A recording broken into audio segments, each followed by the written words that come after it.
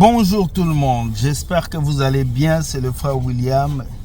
Il est 6 heures chez moi, il y a la tempête dehors, je viens à peine de déneiger ma voiture. J'ai dit, je veux faire cette vidéo pour réveiller quelques personnes et enfin ça va vous aider. Pourquoi la plupart des chrétiens sont pauvres? Surtout ceux-là qui vont dans les églises. Ils sont très pauvres. Vous voulez voir des preuves? Allez sur les lives TikTok. Vous allez voir les chrétiens qui vont pleurer. Papa, je n'ai pas de voiture. Papa, je n'ai pas de maison. Papa, moi mon enfant n'étudie pas. Papa. Vous allez voir que ces chrétiens-là, la plupart d'entre eux, ils sont toujours pauvres. Vous savez pourquoi? Parce qu'ils ne connaissent pas ce qu'on appelle la priorité. Ils ne veulent pas épargner, mais ils veulent donner tout l'argent à l'église. La première vidéo, on va voir l'honneur que vous donnez à vos pasteurs. Hein? Regardez comment ces pasteurs entrent à l'église avec un cheval. Ah, Jésus. Donc, Jésus avait pris un anneau, signe d'humilité. Lui, il a pris un cheval, signe d'orgueil et de popularité. Regardez la vidéo là. Regardez comment votre pasteur rentre à l'église. Regardez.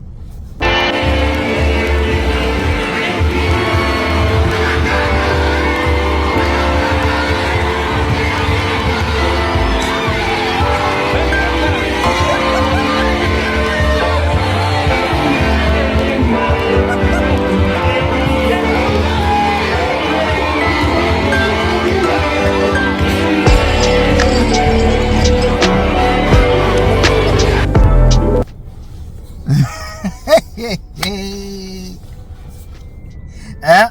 Nous sommes étonnés de voir comment est-ce que vos pasteurs se comportent. Après, vous allez dire à tout Seigneur, tout honneur. Mais c'est qui est le Seigneur? C'est Jésus. Ce n'est pas vos pasteurs. Dans le pays où j'habite, le Canada, même si le Premier ministre dépense au-delà de son budget, on l'appelle pour lui poser la question. Tu as fait quoi avec l'argent qui a dépassé? Il doit donner des explications. Mais dans vos pays, il n'y a pas d'explication. Le pasteur vous utilise, il usurpe votre argent, mais vous ne dites rien. C'est triste. Regardez comment un pasteur rentre dans une église, comme un roi, comme un prince. Et les gens sont assis, ils acclament. Qu'est-ce que lui il a que vous n'avez pas? Qu'est-ce que lui possède que vous n'avez pas? Le Saint-Esprit, vous avez ça. L'onction, vous pouvez le développer. La parole de Dieu, vous avez des Bibles. Qu'est-ce que lui il a que vous n'avez pas? L'idolâtrie, l'esprit de personnalité que vous avez, le culte de personnalité en vous. On doit vous délivrer les chrétiens. C'est triste, hein? C'est triste. Bon, la deuxième vidéo, c'est celui de ma tata. Ma chère tata que j'aime beaucoup. Ma maman que j'aime beaucoup. La maman que j'aime, que je regarde tout le temps. Hein? Maman Priska. Elle a un message puissant qu'elle vous passe. Écoutez pourquoi vous êtes pauvres, vous les chrétiens de l'église. Écoutez, écoutez, écoutez, écoutez. Toutes les églises, toutes les mosquées, c'est rempli de noirs. Et c'est nous qui sommes les plus pauvres de la planète. Pourtant, c'est nous, on prie Jésus matin, midi, soir. Donc, je viens dans cette vidéo-là pour comprendre. Il faut qu'on comprenne. Pourquoi c'est nous, on confesse Jésus, le grand Dieu, qui est très riche et qui bénit. Matin, midi, soir, on est béni. Pourquoi c'est nous, on est pauvres? Nos patrons blancs là, qui ont les 20 000 euros, les 30 000 euros à la fin de mois là, et qui ont des actions dans de grandes entreprises du 440 ici en France. Quand ils se sont arrêtés à 2 enfants là, vous pensez qu'ils sont bêtes? Vous pensez qu'ils sont bêtes? On appelle ça le bon sens. Oui, oui. Les Africains, vous êtes dépourvus de bon sens. Le Dieu que nous tous on prie là, c'est un Dieu universel. Le Dieu qui vous a créé, vous les Africains qui traînez dans les églises, on dirait des scolopentes là. C'est vous qui avez toutes sortes de démons là. Et puis on sait toujours où on doit délivrer là. C'est le même Dieu qui a créé les Chinois. C'est le même Dieu là qui a créé les Blancs. Pourquoi eux, ils réfléchissent autrement et puis nous, on réfléchit comme nous, on réfléchit là? Pourquoi? Ce sont les Blancs qui nous ont apporté l'évangile de Jésus-Christ. Nous, on a pris ça pour charger. C'est normal que les Blancs, nos pasteurs là, nous escroquent aujourd'hui. Quand le Blanc fait 2 enfants là, c'est parce qu'il regarde ses revenus. il fait ses calculs. Il dit, ah, chérie, si on met un troisième dessus, il aura un problème. On ne pourra pas les mettre dans l'école qu'on a dit là. Les grandes écoles, on a dit qu'on allait mettre nos 2 enfants à l'université, à Harvard, ou bien à Yale, ou bien à Oxford, ou bien à Cambridge, au Royaume-Uni. Si on met les 2 enfants là à Cambridge là, si on met un troisième, on ne pourra pas vraiment le faire. On sera obligé de descendre de niveau. Ma patronne dit, ah oui, oui. Son mari dit, ah chérie, tu as raison. Ça, ce sont mes patrons de Poissy là. Le mari voulait 3e enfant. Ma patronne dit, non, on ne peut pas faire un 3e enfant. Chérie, si on fait un 3e enfant là, on sera obligé de descendre nos standards par rapport à où on a dit qu'on allait mettre nos enfants là. On ne pourra pas. On appelle ça le bon sens. Quand on parle comme ça, c'est Dieu qui donne les enfants. Oui, je suis d'accord avec vous sur ce point-là. C'est Dieu qui donne les enfants. Mais le même Dieu qui nous a donné les enfants là, ce même Dieu-là, il nous a donné le libre arbitre de les mettre en route. C'est dans sa parole. Deutéronome 30, verset 19. Je mets devant toi la vie et la mort, le bien et le mal, la bénédiction et la malédiction. Choisis la vie afin que tu vives, toi et tes enfants. Deutéronome 30, 19. Il faut aller lire tout le chapitre de Deutéronome 30. Ça va aérer ton cerveau. Voyez, ton cerveau est rempli de mousse de savon. C'est le même Dieu là qui nous a donné le libre arbitre de procréer. Et c'est pour cela que Dieu a créé le cycle menstruel chez la femme. Si.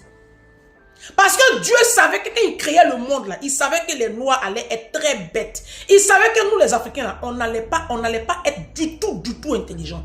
Il a anticipé. Parce que c'est un Dieu intelligent, c'est un Dieu d'ordre.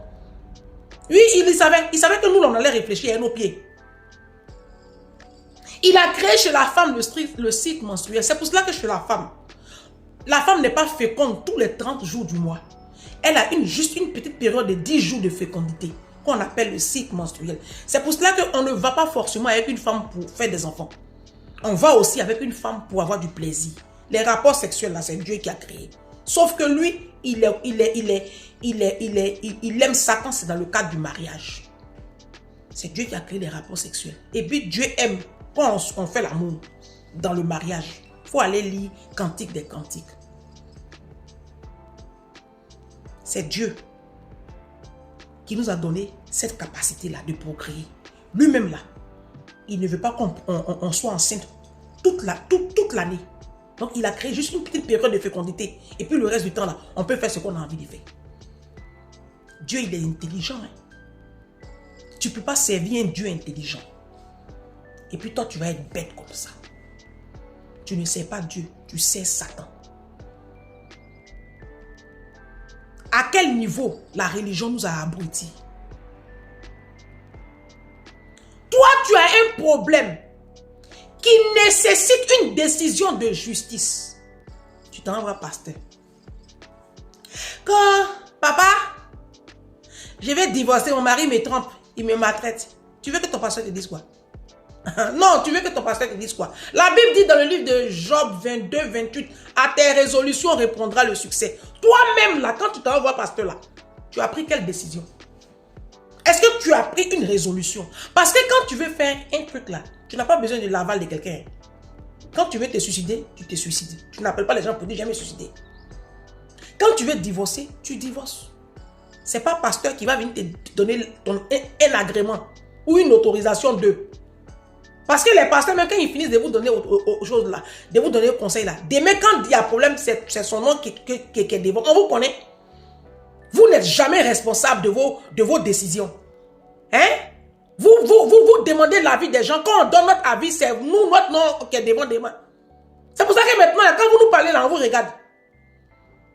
Oui, parce que tu as dit non, je vais divorcer. Tu dis à ton ami, ah oui, il faut partir. Demain, quand il y a problème, oui, c'est Ange qui a dit de divorcer. On vous connaît, vous êtes trop poltron. Oui, c'est Dieu qui donne les enfants. Ça, c'est le raisonnement des Africains idiots là. Mais Dieu qui te donne les enfants là, dis-moi, tu penses que ce Dieu là, il est content de voir que les enfants qu'il t'a donnés là, que ces enfants-là, au lieu d'être sur les bancs de l'école, à 7 ans, 8 ans, sont dans les rues en train de faire la manche? Sous un soleil de plomb? Ces questions, je vous pose. Vous pensez que le Dieu qui vous donne les enfants là, il est content? Parce qu'il va vous demander des comptes. Un enfant, sa place est à l'école. Ce n'est pas au marché en train de vendre de l'eau glacée. Vous êtes tellement pauvres. Vous alignez les enfants, on dirait des idiots. Alors que, monsieur, tu n'as même pas les moyens de subvenir aux besoins de tes enfants. Et vous, les femmes idiotes là, qui aimez marier les misérables là, toi, tu as marié pauvre. Tu vis dans la précarité. C'est toi, chaque 2 ans, tu es enceinte. Pour aller demain traîner dans les églises. Non, je suis béni. Esprit de pauvreté. Vous ne savez pas qu'un enfant a appauvri? Vous ne savez pas qu'un enfant là, ça a appauvri? Enfant, c'est les dépenses, c'est du passif. Dieu qui t'a que tu pries là, il ne t'a pas donné suffisamment d'intelligence pour comprendre que l'enfant est une source de dépenses. Et que l'enfant c'est un passif. Dieu ne t'a pas donné cette intelligence là. Vous avez écouté?